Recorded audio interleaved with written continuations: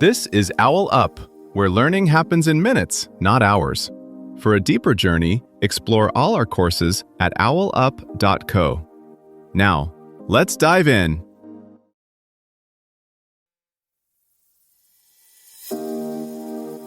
Welcome back to Chapter 2 of our series, Beyond Burnout, Transform Your Work and Life. In this episode, titled The Root Causes, Why You Got Here, we'll explore the personal and external factors that may have led you to feel burned out. So, let's dive in and uncover what's really going on. About 8 in 10 workers say their job is harming their mental health, yet most still blame themselves for not being strong enough. In this episode, we'll step into 3 everyday workdays and ask a daring question. What if burnout isn't a personal failure at all? The catch is, burnout rarely has a single villain. It usually forms at the crossroads of 3 forces quietly stacking up over months or years. First, there's the environment around you. Unspoken rules about FaceTime, Slack messages at 10 p.m., leaders who praise all-nighters but never model boundaries. Second, there's the story you tell yourself. I should be able to handle this. If I slow down, I'll fall behind. Rest is earned, not needed. Third, there's your body's capacity. Sleep debt, skipped meals, no real downtime, and a nervous system that never gets the signal to stand down. On their own, each might feel manageable. Together, they create a kind of chronic headwind that makes ordinary tasks feel like pushing a shopping cart with a stuck wheel against a steep hill. In this episode, we'll map how those 3 forces show up in your actual week. So instead of hunting for a single root cause, think of your week as layers stacked on top of each other. On the surface, the obvious stuff, back-to-back meetings, shifting priorities, the email that ruins your Sunday night. Under that, quieter frictions like a manager who praises speed over thoughtfulness, or a team norm that rewards answering messages instantly. Deeper still, small daily trades you've stopped noticing. Working through lunch, canceling movement, scrolling late. Each layer seems minor in isolation. Together, they tilt the whole playing field just enough that every step costs more than it should. Start with the 3 signals the WHO highlights, and you can often reverse engineer how you got here. First, exhaustion. Not just tired, but that bone-deep sense that even small tasks feel oddly heavy. Research shows it's rarely only about hours worked. More often, it's the mismatch between what's demanded and what you can realistically recover from. Maybe your calendar says 8 hours, but your brain is context switching 40 times a day. Each switch is tiny, but together they act like hidden micro-taxes on your attention, quietly draining energy before lunch.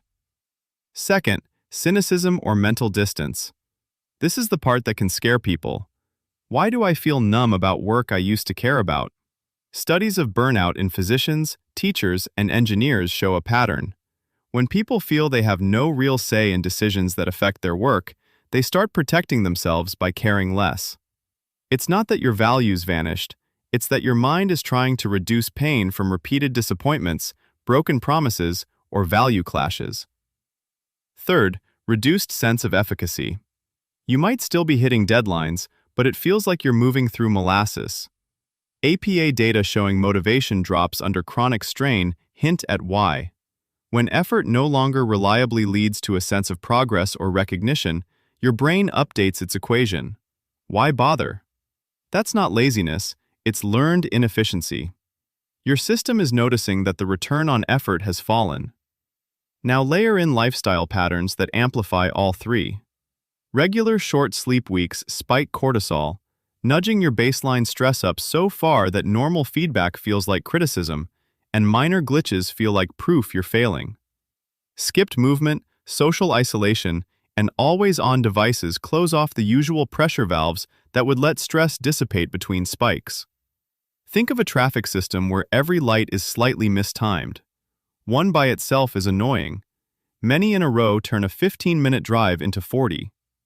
In the same way, burnout often emerges not from one catastrophic event, but from dozens of small misalignments between you, your role, and the way your days are structured.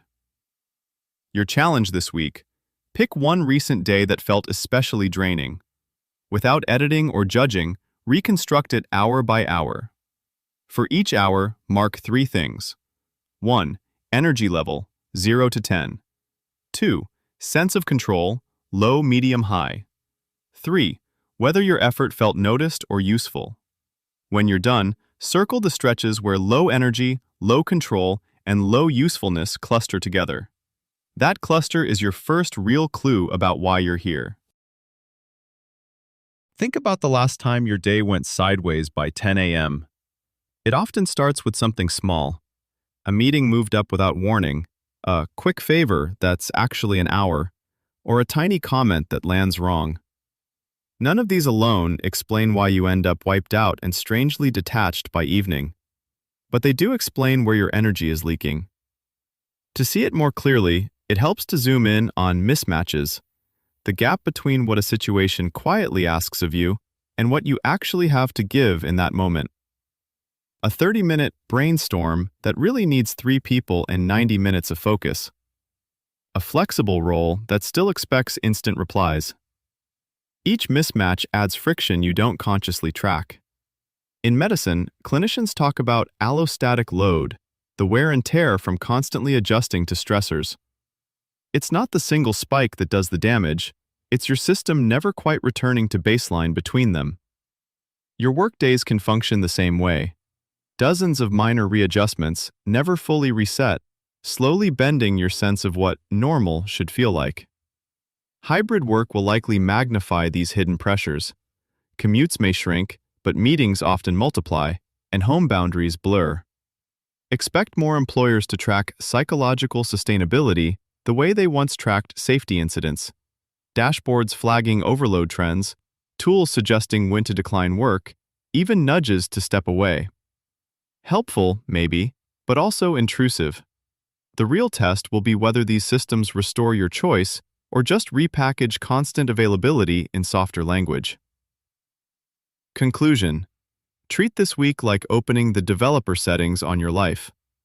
You're not fixing everything, just turning on hidden diagnostics. As patterns emerge, you may notice specific people, times, or tasks that drain you like slow leaks. That clarity isn't blame, it's a map. In the next episode, we'll start redrawing that map so it fits you again. Before next week, ask yourself, 1. If I replay the last 6 to 12 months like a movie, what 2 to 3 repeating choices, habits, or relationships clearly nudged me toward the situation I'm in now? And what was I telling myself in those moments to justify them? 2. When I'm most stressed or ashamed about how I got here, what story do I automatically jump to about myself?